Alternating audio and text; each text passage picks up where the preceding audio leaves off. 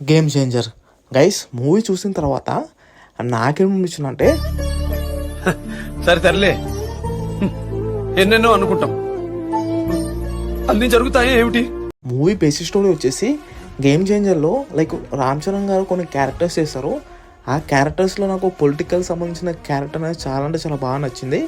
Especially first half అనేది ఇంటర్వ్యూలో sequence scene అనేది చాలా అంటే చాలా బాగుంటుంది.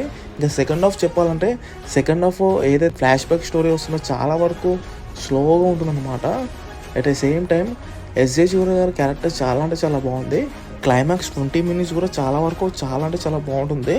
అసలు కొన్ని క్లైమాక్స్ అనేవి ఎవరు ఎక్స్పెక్ట్ చేయలేరు.